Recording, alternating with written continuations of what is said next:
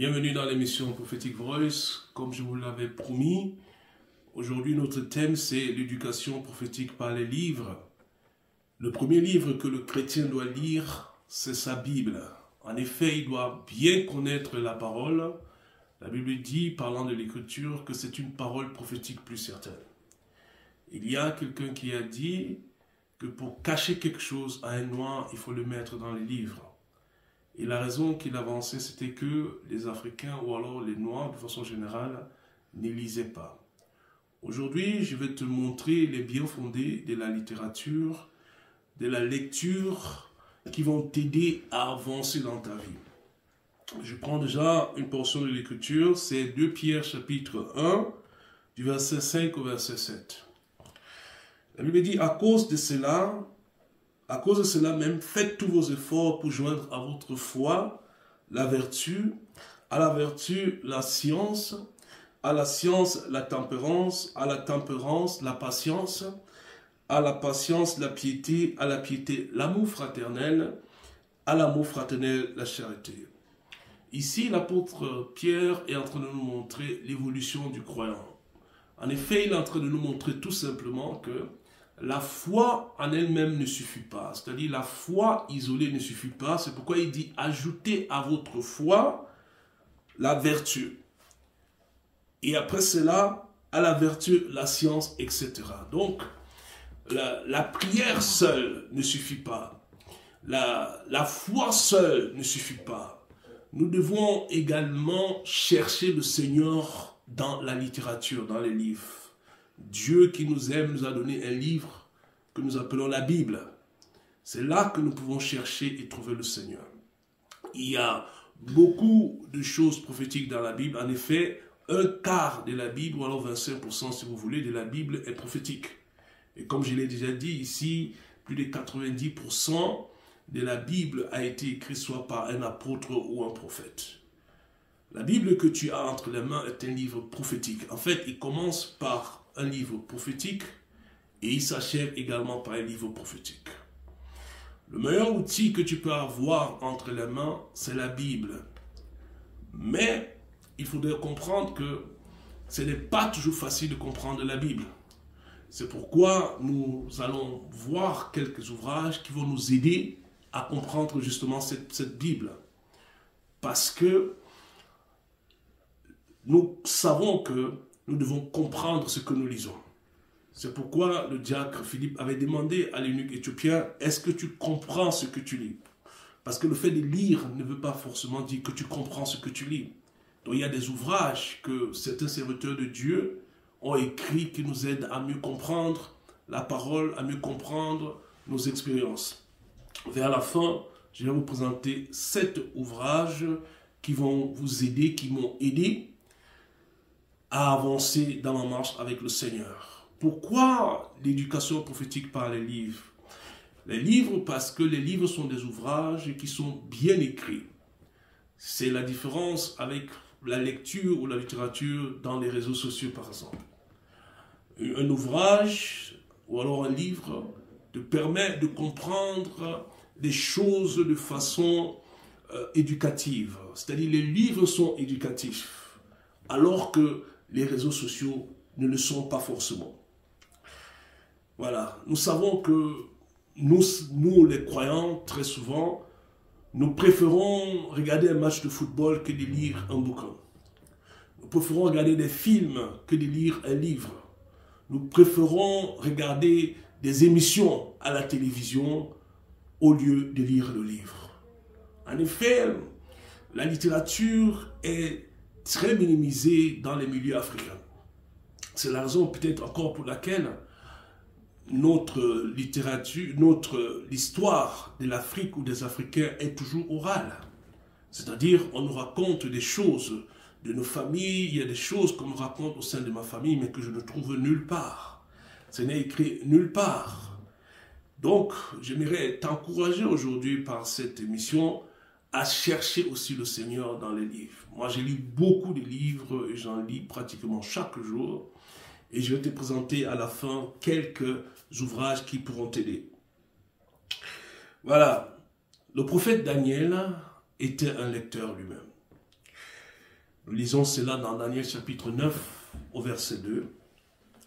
Daniel écrit, la première année de son règne, moi, Daniel, je vis par les livres qui devaient s'écouler 70 ans pour les ruines de Jérusalem, d'après le nombre des années dont l'Éternel avait parlé à Jérémie le prophète. J'aimerais attirer votre attention ici sur quelque chose. Il dit, je vis par les livres, dont il ne s'agit pas d'un seul livre. C'est-à-dire que le prophète Daniel était quelqu'un qui faisait des recherches. C'est pendant qu'il était en train de faire des recherches dans plusieurs livres qu'il est tombé sur le livre de Jérémie, et particulièrement dans Jérémie 27 au verset 12, que Dieu avait établi 70 ans pour la captivité de Juda. Daniel était un lecteur, c'était quelqu'un, un homme de prière, un homme qui vivait dans la sanctification, un grand prophète de Dieu qui a eu beaucoup de révélations, des révélations angéliques. La Bible dit qu'il était en mesure d'interpréter toutes les visions et tous les rêves. Mais il ne s'est pas arrêté à cette grâce qu'il avait. Il faisait des recherches et il lisait beaucoup. Et c'est en lisant qu'il s'est rendu compte que 70 ans avaient été établis pour la captivité de Juda. La semaine passée, nous avons parlé d'un thème très spécial. Nous avons parlé du calendrier prophétique de Dieu. Et c'est comme ça que Daniel avait su que du fait que c'est 70 ans, après 70 ans, la captivité de Juda devait prendre fin. Ce n'est pas par une révélation prophétique, ce n'est pas par un rêve, ce n'est pas par, je vais dire, une connaissance sensorielle, c'est juste par une connaissance que j'appellerais éducative. Parce que la lecture nous apporte quelque chose de nouveau, quelque chose que nous ne pouvons pas avoir par exemple dans la prière. La prière a sa part, mais la littérature joue également un très grand rôle. Malheureusement, parmi nous, je vais dire parmi les Africains, nous sommes vraiment défaillants dans ce domaine-là. C'est-à-dire que le croyant africain moyen ne lit pas plus d'un livre par an. C'est une statistique vraiment très, très désastreuse. Parce que je veux te dire que les choses pour lesquelles tu pries, les prières que tu lèves au Seigneur et pour lesquelles tu te dis « Oh, je n'ai pas encore reçu de réponse », j'aimerais te dire aujourd'hui avec confiance que ces choses pour lesquelles tu pries, elles se trouvent dans un livre que tu n'as pas encore lu. Peut-être ce livre se trouve même dans ton placard, mais tu n'as jamais ouvert ce livre, tu n'as jamais pris le temps de lire ce livre pour chercher Dieu dans les livres. Je veux par cette émission t'encourager à chercher Dieu par les livres. Tu cherches Dieu déjà dans le jeûne et la prière. En effet, nous sommes très forts dans le jeûne et la prière. Mais est-ce que tu cherches aussi Dieu dans les livres? Est-ce que tu lis des livres pour chercher la face de Dieu? Comme je disais, il y a beaucoup de réponses à tes prières, beaucoup de réponses à tes questions qui se trouvent dans les livres que tu n'as pas encore lus. Moi, je peux vous dire pour ma part que j'ai été très béni par les livres et je continue d'être béni par les livres. C'est la raison pour laquelle je fais cette émission. C'est une émission pour t'aider à passer à un autre niveau, à une autre étape. La prière, le jeûne et la sanctification te maintiendront à un certain niveau. Mais si tu ajoutes la littérature, lire ce que les autres ont écrit, ça va t'amener à un autre niveau. Moi, je l'ai expérimenté depuis plusieurs années. Je ne peux que recommander cela parce que je suis béni chaque jour. Je reçois des réponses à mes prières, des choses que je ne comprenais pas, des questionnements internes. Je reçois des réponses par des bons ouvrages. Et j'aimerais aussi que tu puisses profiter de cette grâce-là. Il y a beaucoup de choses que Dieu veut te dire. En effet, il y a des choses que Dieu t'a déjà dites dans un livre que tu n'as pas lu. Vous savez, nous ne pouvons pas tout avoir. Vous êtes en train de suivre l'émission Prophetic Voice. La Bible dit que nous connaissons en partie et aussi nous prophétisons en partie. Il n'y a personne qui peut tout connaître. C'est-à-dire, vous recevrez ici certaines révélations, mais c'est juste une connaissance partielle. Nous devons continuer de nous éduquer. Le croyant doit s'éduquer, c'est-à-dire le croyant doit être un élève ou alors un étudiant perpétuel. Il ne doit jamais s'arrêter d'apprendre parce qu'il y a des choses que nous devons apprendre. Il y a beaucoup de choses que nous ne connaissons pas. En effet, la Bible dit que mon peuple, Dieu parle de son peuple, mon peuple périt pas par manque d'intercession, nous avons beaucoup d'intercesseurs, nous rendons gloire à Dieu pour cela. Mais Dieu dit que son peuple périt par manque de connaissance. Et je vous assure, bien-aimés, que les livres sont un moyen très efficace pour atteindre la connaissance. En effet, c'est un grand raccourci. Vous savez, le problème que tu as est documenté dans un livre. La souffrance que tu es en train d'avoir, je vais te dire aujourd'hui que tu n'es pas la seule personne ou la première personne. Tu es en train de te plaindre, et tu te poses la question, mais pourquoi est-ce que Dieu n'agit pas? Dieu a déjà agi et il a donné la réponse à un frère ou à une sœur qui a écrit dans un livre que tu n'as pas encore lu. Je vais te rappeler encore, la réponse à toutes ces grandes questions que tu poses à Dieu se trouve dans un livre que tu n'as pas lu. Et tout à l'heure, je vais te présenter quelques livres. Cette émission est de nature à t'aider, à développer, en dehors de la prière et du jeûne que tu fais déjà très bien, à chercher Dieu par les livres, comme Daniel. Il dit qu'il avait découvert par les livres, pas par un livre. Donc, Daniel était un lecteur. C'est quelqu'un qui s'éduquait, c'était quelqu'un qui avait une grande grâce prophétique, mais il ne s'arrêtait pas à cela. Il s'est développé, il cherchait, il faisait des recherches, et c'est ainsi qu'il a pu savoir que 70 ans avaient été établis pour la captivité de Juda. Paul, qui a écrit la plupart des livres de l'Ancien Testament, était aussi un grand lecteur.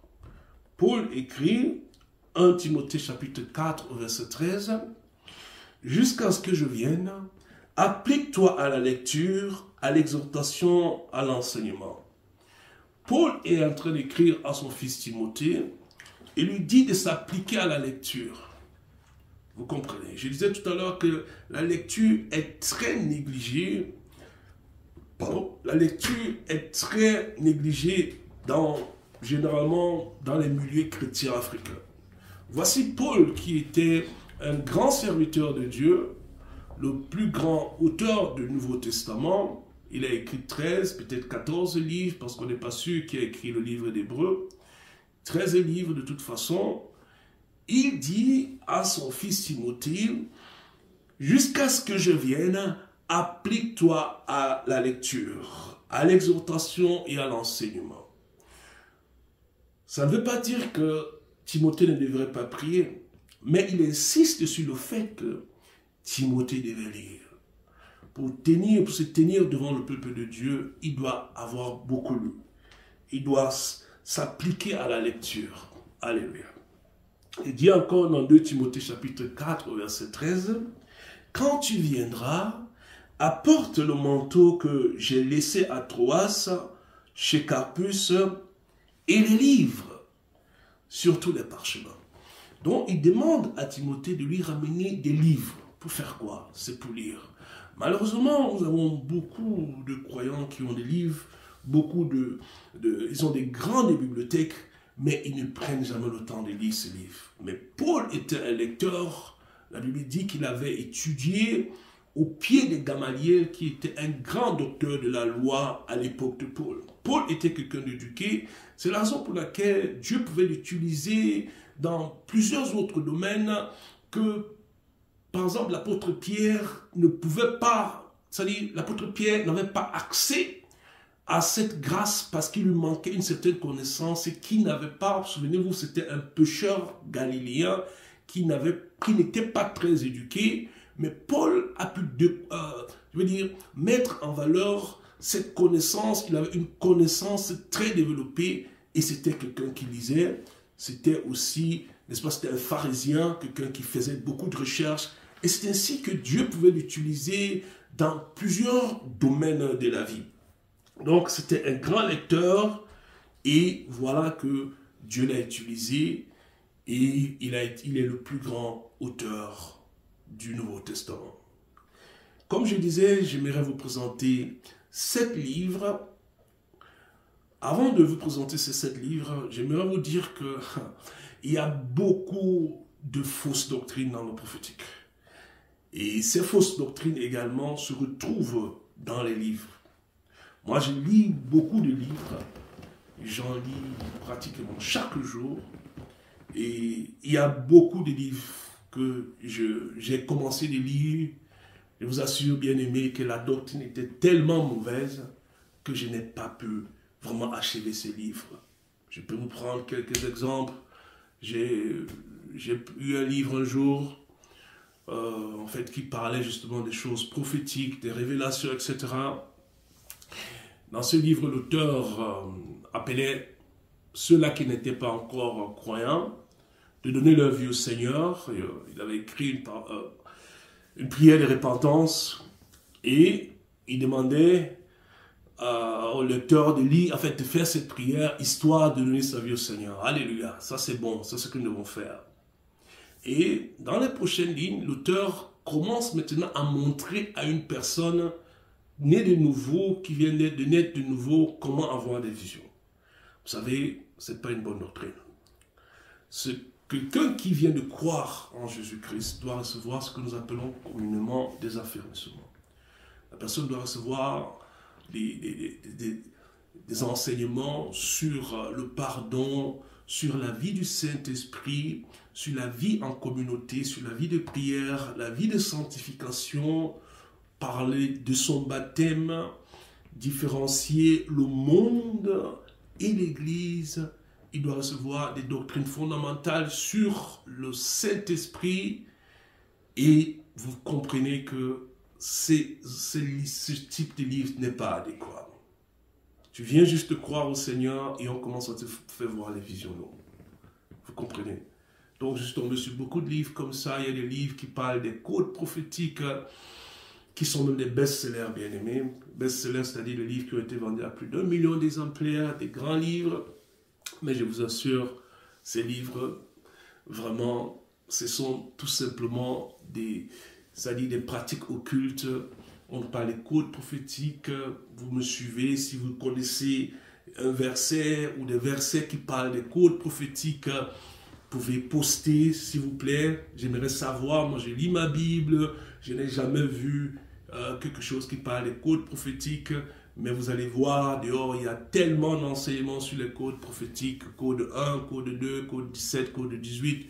Tellement de codes, des choses que vous ne trouvez nulle part dans l'Écriture. Et nous rappelons toujours que cette émission est fondée sur l'Écriture. Parce que la prophétie elle-même, elle est fondée sur l'Écriture. Vous comprenez? C'est pourquoi je disais au début que c'est très important que tu puisses bien connaître ta Bible. Tu dois la lire, tu dois la méditer. La Bible dit que ces livres de la loi ne s'éloignent point de ta bouche. Médite le jour et nuit afin d'agir fidèlement selon ce qui est écrit. C'est alors que tu auras du succès dans tes entreprises. C'est ce que nous faisons ici. C'est-à-dire, pour l'instant, je ne peux que vous présenter 7 livres. J'en ai lu beaucoup, vraiment beaucoup. Par exemple, des livres où on dit que chaque voyant est un prophète. Je ne peux pas vous présenter un tel livre, parce que la doctrine est fausse. Chaque voyant n'est pas un prophète. Un voyant, ce n'est pas forcément un prophète. Un prophète, c'est un appel, c'est quelqu'un qui sait prêcher ou enseigner la parole de Dieu, quelqu'un qui est appelé à un ministère. Pas que tu vois des choses et tu es forcément un prophète. Ça, c'est très faux. C'est la raison pour laquelle je ne peux pas recommander de tels livres. Comme je vous disais, vraiment, il y a beaucoup de mauvaises doctrines. Vous voyez, il y a des livres dans lesquels on vous enseigne comment voir des noms, comment voir les numéros de téléphone des gens, comment voir les adresses des gens. Bien aimé, je vous assure, ça c'est tout simplement de l'occultisme. Je suis désolé de vous le dire, ça c'est de l'occultisme. Parce que, écoutez, nous ne voyons pas, comme je le répète toujours, ce que nous voulons voir. Mais nous voyons ce que le Saint-Esprit nous montre. Vous comprenez, là, il y a une forte différence. Je ne peux pas dire que maintenant je veux voir le nom de telle ou telle personne, la date de naissance de telle personne. Je n'ai pas cette faculté-là. C'est-à-dire, si le Saint-Esprit veut me révéler la date de naissance d'une personne, il le fera. Et il ne le fait pas juste pour le show, mais il le fait pour exhorter, édifier ou consoler la personne. Vous comprenez? Donc, j'ai fait un grand filtrage de tous ces livres-là et j'ai pu retenir pour l'instant que 7 livres qui vont vraiment vous aider dans votre marche prophétique, dans votre recherche personnelle. Ce sont des livres, bien aimés, avec des très bonnes doctrines. Parce que c'est très important, la doctrine. La doctrine, excusez-moi de le dire ainsi, elle est pourrie pourri dans beaucoup de livres prophétiques, des livres qui sont, comme j'ai dit, des best-sellers, mais quand on les lit, vraiment, on voit des choses qu'on ne trouve nulle part dans la Bible, qu'on ne peut, c'est-à-dire, il n'y a aucun fondement biblique dans ces choses, et ce sont des livres qui sont vendus à plus d'1 million d'exemplaires. Moi-même, je suis un auteur de livres, mais je vais vous présenter ces livres, parce que moi, je lis également beaucoup de livres. Voilà, donc, le premier livre que j'aimerais vous présenter, c'est un livre d'un bishop qui s'appelle Bill Hamon. C'est le titre c'est Prophets, Pitfalls and Principles. C'est un livre qui a eu plusieurs versions, et la dernière version, elle date d'octobre 2021. C'est un très bon livre, c'est un papa, disons-le comme ça, ce papa a plus de 90 ans, qui a beaucoup d'expérience dans le prophétique. Il parle dans ses livres des erreurs que les gens font dans le prophétique. C'est-à-dire, il parle de beaucoup de choses. Il parle des 10 M, les 10 M du ministère prophétique. Je peux vous les citer très rapidement. Il parle du message. Quel est le message de la personne? Est-ce que cette personne a un message? Parce que nous avons des gens qui n'ont pas de message, malheureusement. C'est-à-dire, comme je vous l'ai déjà dit à plusieurs reprises, vous rentrez dans le canal YouTube, tout ce que vous trouvez, c'est des prophéties. On ne connaît pas leur message, on ne connaît pas leur doctrine. Deuxièmement, le ministère. Troisièmement, la moralité de la personne, très importante. Est-ce que cette personne qui travaille dans le prophétique, quelle est sa moralité? La maturité, est-ce que c'est une personne mature?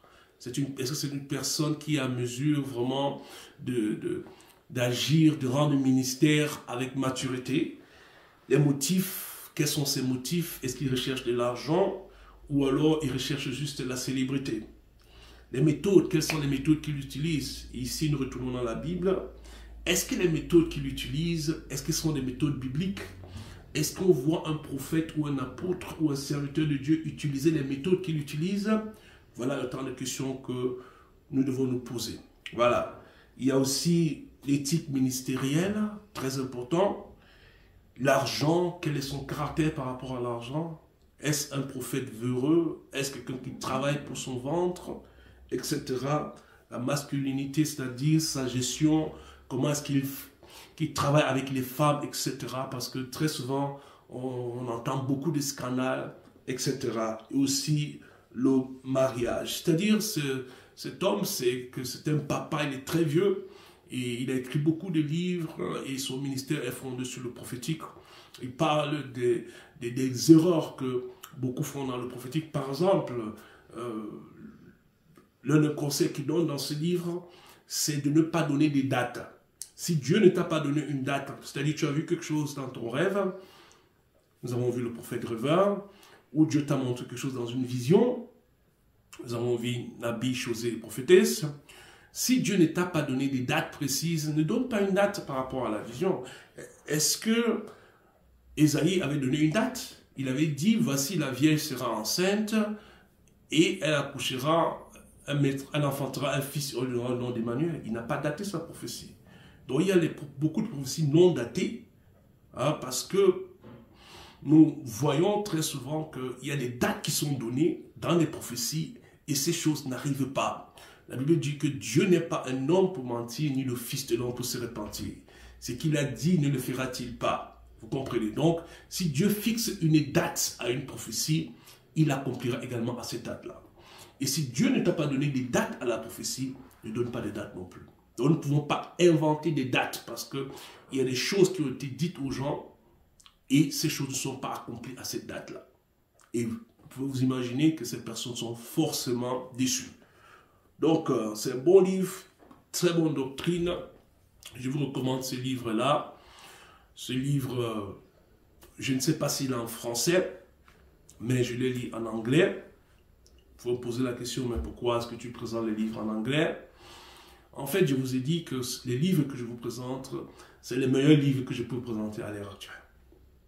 Vous comprenez? Et il se trouve que tous sont en anglais. Je ne sais pas si on peut les trouver en français. Très bon livre. Le deuxième livre que j'aimerais présenter, C'est le livre d'une Pakistanaise. Elle s'appelle Bilkis Sheikh. Le titre, c'est I Dare to Call Him Father. En fait, c'est l'histoire d'une Pakistanaise. Écoutez, elle est née le 12/12/1912. C'est une femme d'une haute société pakistanaise. Son mari était un général. Plus tard, il a été nommé ambassadeur au Japon. Cette femme, comme je l'ai dit, c'est une musulmane. Son mari l'avait abandonnée parce que dans le Coran, il y a une sourate qui stipule que si ta femme ne te plaît plus, tu peux tout simplement la chasser sans vraiment, sans vraiment de justification. Tu fais juste appel à cette sourate-là, et là tu as le droit de te débarrasser d'elle. Et son mari, qui s'appelait Khalid, avait fait usage de cette sourate, et elle était répartie, en fait, elle s'est relocalisée dans son village, dans la maison paternelle, dans un village qui s'appelle Wah, W-A-H. Et là-bas, elle habitait dans une grande maison. Et vous savez, en Inde, au Pakistan, il y a des couches sociales. Elle était, comme je vous l'ai dit, de la couche supérieure. Elle avait des serviteurs et des servantes. Et Dieu a commencé à agir au travers de cette femme. Nous sommes en 1966. Beaucoup de ceux qui me suivent n'étaient pas encore nés. Dieu a commencé à faire de grandes choses au travers de cette femme. C'est-à-dire, elle avait un jardin et elle avait commencé à sentir une très bonne odeur dans ce jardin. Et elle se posait la question, mais qui a versé un parfum dans son jardin? En fait, cette question, elle se posait, mais elle n'avait pas de réponse. Dieu a commencé à agir au travers de cette femme, au travers des songes. Le premier songe qu'elle a eu, c'est le songe sur Jean-Baptiste. Jean-Baptiste est venu la rencontrer dans son songe. Et quand elle s'est réveillée, elle s'est posé la question, mais qui est Jean-Baptiste? Elle est partie avec quelques-uns de ses serviteurs voir des missionnaires qui étaient dans une ville voisine pour poser la question, mais qui est Jean-Baptiste? Et c'était un couple américain qui lui avait répondu que non, Jean-Baptiste, c'était le précurseur, celui qui devait annoncer Jésus-Christ. Il lui a parlé justement de l'évangile, il lui a parlé du rôle de Jean-Baptiste. Ensuite, elle a fait un deuxième rêve. Ce rêve-là, c'était le Seigneur Jésus-Christ lui-même qui était venu à dîner avec elle. Le Seigneur a dîné avec elle et il a eu des échanges avec elle. Ensuite, elle a encore réparti sur ces missionnaires-là. Et les missionnaires lui ont dit que voilà, ce que tu as reçu là, c'est une manifestation, c'est une révélation de Dieu, mais tu peux prier le Père qui se révèle à toi. Et c'est là justement qu'elle est rentrée chez elle, elle a prié le Père cette fois-ci. Et c'est la raison pour laquelle elle intitule son livre « I Dare to Call Him Father ». Donc, j'ai osé l'appeler Père. La troisième personne qui s'est manifestée dans son rêve, c'était un vendeur de parfums. C'est-à-dire, il est venu et il avait versé le parfum dans toute sa maison. Et ce parfum-là, ce n'était pas un parfum physique. C'est un parfum spirituel. C'est-à-dire que ce parfum-là devait se répandre dans tout le Pakistan et dans le monde entier. Et je vous assure, le Pakistan, en fait, ça s'appelle la République islamique du Pakistan. Et leur capitale, c'est Islamabad. Dans Islamabad, il y a l'islam à l'intérieur. Je vous assure, le Pakistan est le pays qui a la plus grande pénétration chrétienne dans le monde. Le Pakistan, chaque année, des hommes de Dieu vont faire des croisades et il y a des gens, beaucoup de gens qui donnent leur vie au Seigneur. Si j'ai un livre à te recommander parmi tous ces 7 livres, pour cette saison, c'est ce livre. Ce livre est très bien écrit, ce livre est très émouvant. Comment est-ce qu'une personne venant d'une famille chrétienne, d'un background musulman, arrive à se convertir et à avoir des expériences prophétiques que les gens, les missionnaires même qui étaient venus au Pakistan n'avaient pas eu. Je recommande fortement ce livre. Elle a cru en décembre 1966. Elle avait à l'époque 54 ans. Dieu l'a utilisé puissamment. Et aujourd'hui, le Pakistan est le pays islamique le plus ouvert à l'évangile. C'est le pays islamique avec le plus grand taux de chrétiens. Ça, vous pouvez le vérifier. Les hommes de Dieu, comme je le disais, vont constamment au Pakistan pour faire des grandes croisades. Et Dieu agit puissamment. Par rapport à ces songes qu'elle avait eus, que Dieu va répandre un parfum. Et par ce vendeur de parfum-là, et ce parfum est répandu aujourd'hui dans le monde entier. C'est un très bon livre, je vous recommande ce livre. J'ai lu ce livre et j'étais vraiment fasciné. I Dare to Call Him Father, Bilkis Sheikh, une ancienne musulmane qui a cru au Seigneur Jésus-Christ de façon surnaturelle. Dieu lui parlait, elle n'avait personne pour lui annoncer l'évangile. Elle n'était pas assise dans un banc ou dans une chaise comme toi et moi chaque dimanche. Dieu lui révélait les choses et c'est par rapport à ça qu'elle vivait sa vie chrétienne. Elle a subi également beaucoup de persécutions, vous savez. Les musulmans, quand ils acceptent le Seigneur Jésus-Christ, ils sont régnés de leur famille. La persécution était tellement grande qu'elle a dû quitter le Pakistan pour aller aux États-Unis et s'installer en Californie pour donner son témoignage. Et après cela, elle a eu, je pense, un AVC ou une crise cardiaque comme ça, l'un des deux, je ne me souviens plus très bien. Elle a dû retourner au Pakistan et Dieu a ouvert des grandes portes au Pakistan au travers de ce livre. C'est un livre très puissant, très bien écrit, un livre très prophétique. Et elle s'est baptisée elle-même parce qu'elle n'avait personne pour la baptiser. Bon, vous allez poser la question, est-ce qu'on peut se baptiser soi-même? Vous allez découvrir toutes ces choses dans ce livre. I Dare to Call Him Father.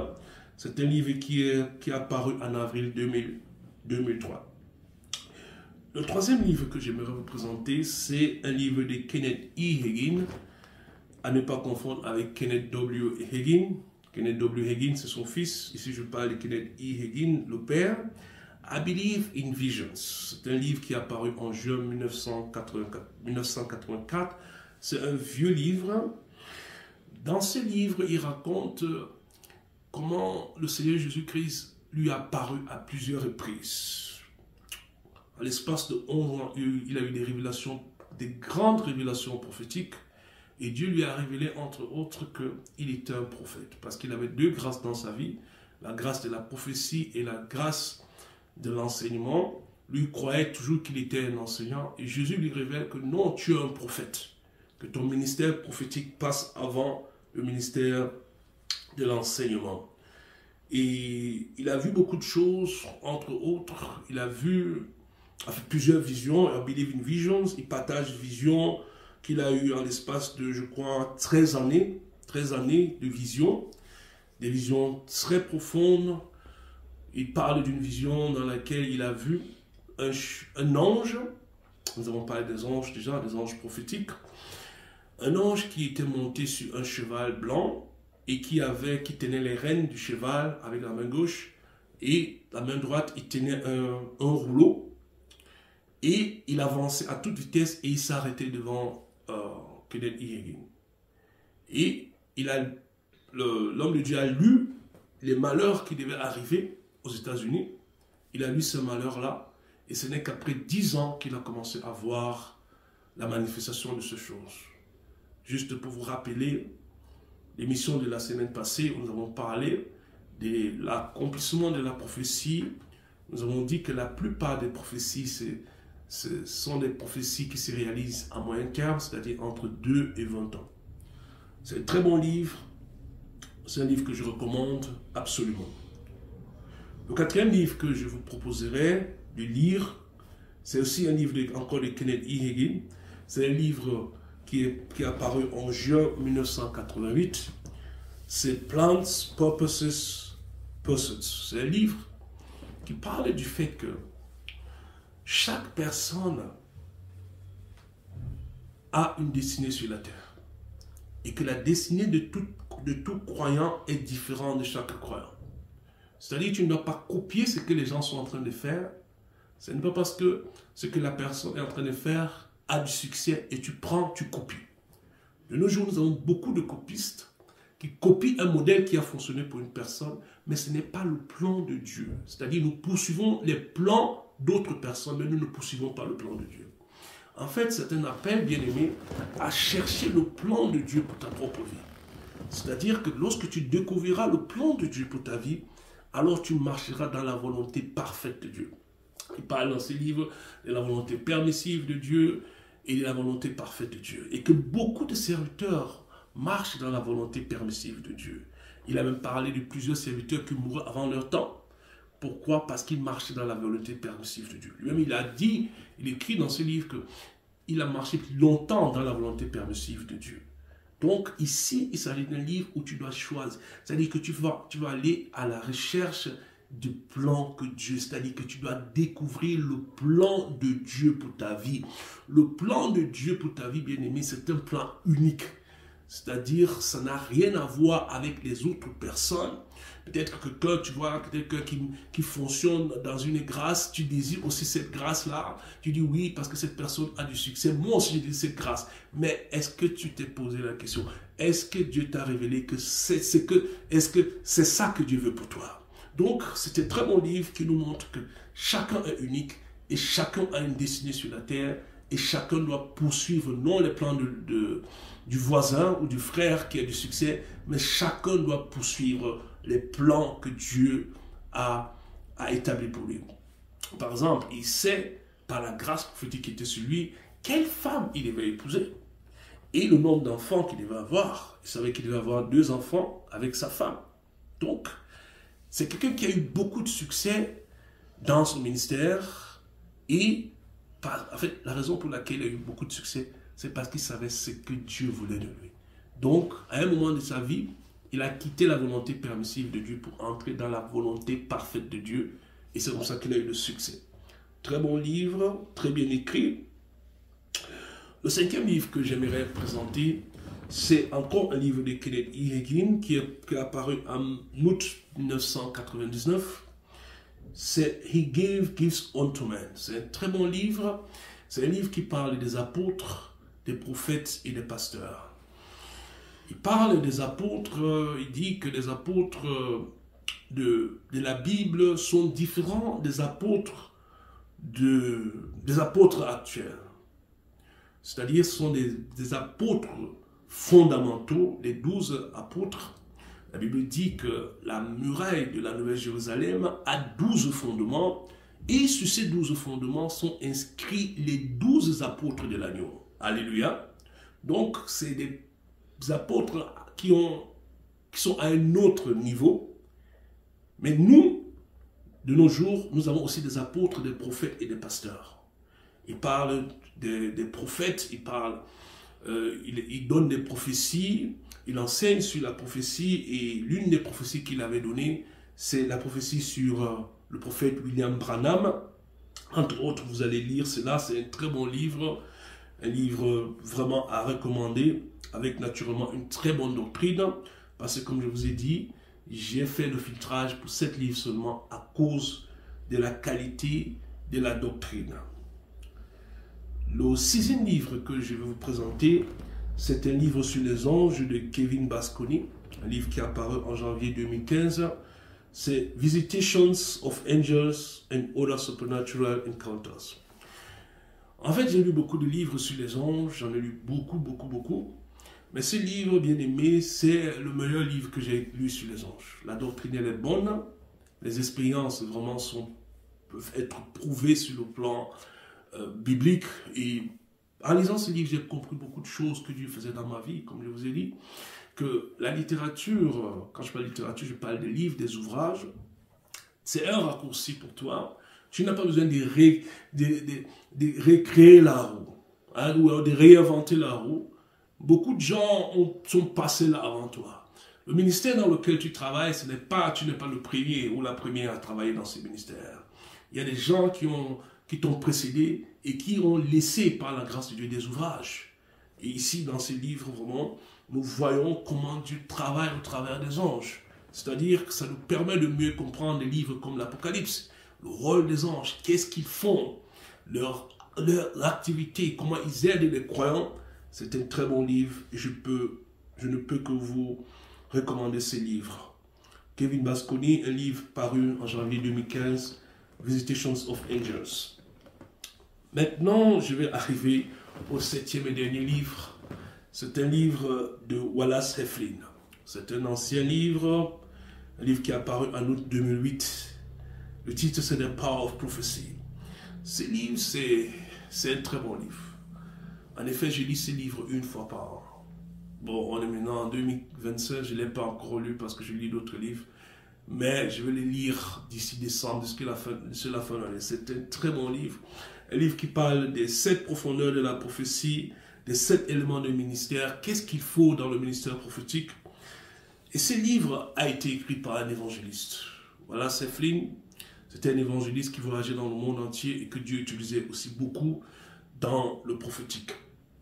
Voilà, donc voilà les livres, 7 livres que je peux vous recommander.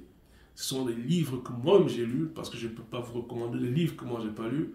J'ai fait un grand filtrage avant d'arriver à ces 7 livres-ci. Donc, je t'encourage à chercher Dieu dans les livres, comme Daniel cherchait Dieu, cherchait la volonté de Dieu, cherchait le Seigneur au travers des livres, tout comme Paul cherchait Dieu, il lisait beaucoup. Donc, je t'encourage à ajouter la littérature qui va beaucoup t'aider. Tu trouveras beaucoup de solutions vraiment données comme ça, je dirais cadeau, en investissant sur un livre qui coûte peut-être, ça dépend, les livres en papier, ça peut coûter 20 ou 25 euros. Avec un bon investissement, alors tu pourras être béni. Voilà donc les 7 livres que je vous conseillerais, ou alors je vous recommanderais de lire. Seigneur, je viens te bénir, je viens te dire merci pour ces personnes, Seigneur, qui ont écouté. Tu as dit, Seigneur, que ta parole est une lampe à nos pieds, une lumière sur notre sentier. Merci aussi pour les livres que tes serviteurs ont écrits pour nous aider à avancer. Seigneur, je prie que ces personnes qui m'écoutent, qui me suivent, Seigneur, puissent passer, Seigneur, à un autre niveau, puissent passer à un autre niveau. Je parle du niveau de la littérature, du niveau de, Seigneur, de pouvoir lire et de s'affirmer au travers des ouvrages d'autres personnes. Seigneur, que tu puisses faciliter la vie de tes serviteurs, qu'ils puissent, Seigneur, tomber sur les bons livres, les livres, Seigneur, qui parleront de leurs problèmes et leur apporteront beaucoup de solutions. Voici ce que le Seigneur est en train de me montrer. Je suis en train de voir des personnes qui sont en train de souffrir. Et je peux vous dire que ces personnes souffrent. Le chiffre que je vois, c'est depuis plus de 10 ans. Des gens qui sont dans des situations durables depuis plus de 10 ans. Et je peux te dire, comme je te l'ai déjà dit, que cette solution, tu la trouveras dans un livre. Parce que la chose, le Seigneur me dit de dire à ces personnes-là d'aller chercher des livres. Faites des recherches. Tout comme Daniel était en train de chercher des livres. Dieu me dit de dire à ces personnes, le chiffre que j'ai mis, c'est 10 ans. Des personnes qui sont dans des situations depuis plus de 10 ans en montant, qui sont dans ces situations qui ne changent pas.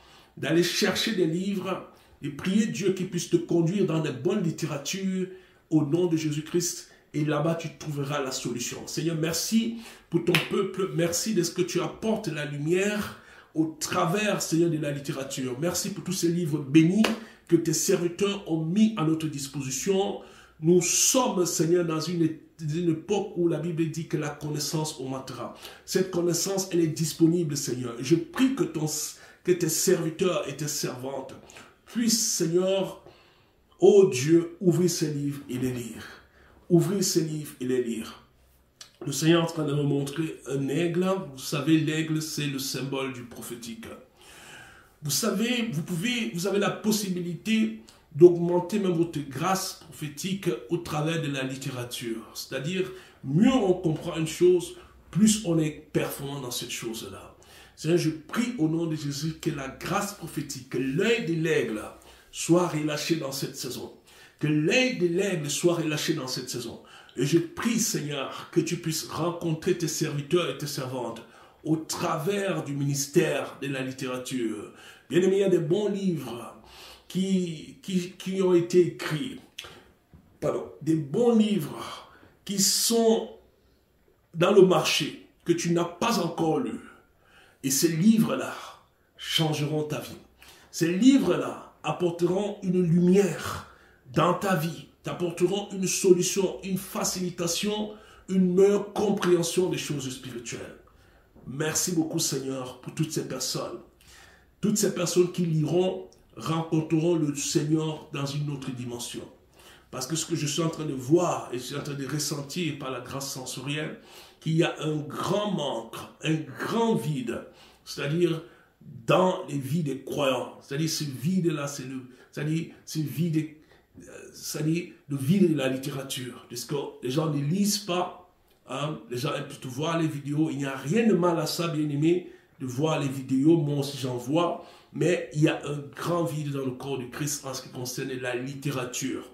Le fait, comme je disais, que beaucoup ne lisent pas. Et c'est comme ça que beaucoup de personnes, n'est-ce pas, sont en arrière parce qu'elles n'ont pas encore reçu l'exaucement de leur prière parce que Dieu attend, Dieu veut te connecter à un livre. Je suis en train de dire à une personne que Dieu veut te connecter à un livre.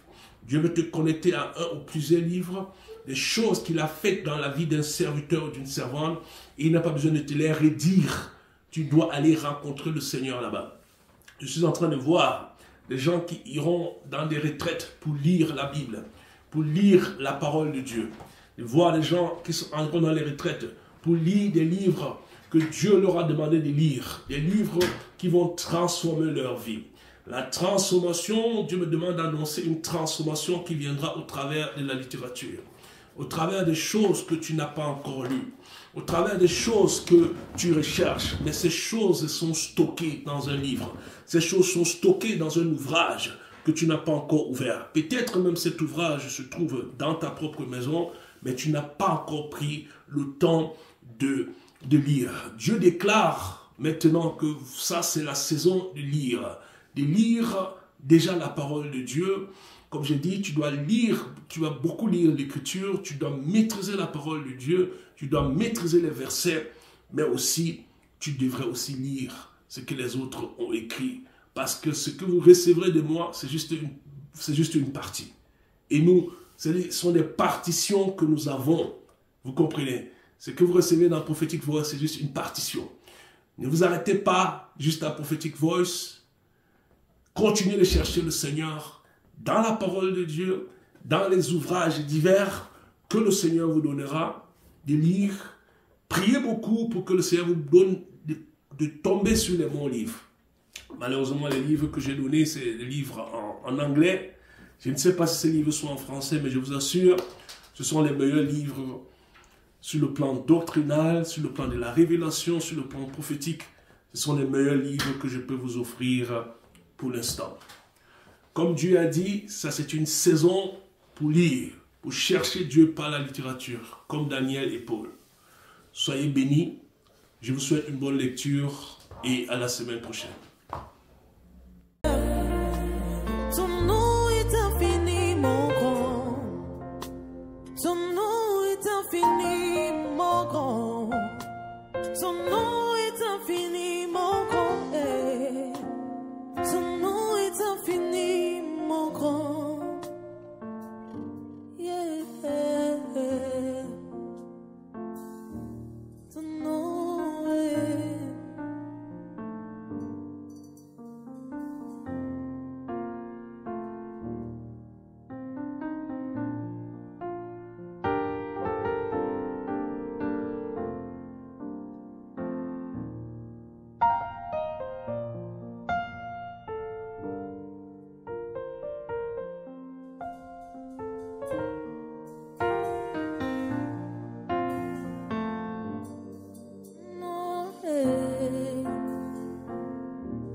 Son nom est, son nom est, son nom est au-dessus de tout, au-dessus de tout, au-dessus de la maladie, au-dessus de problèmes, au-dessus de tout.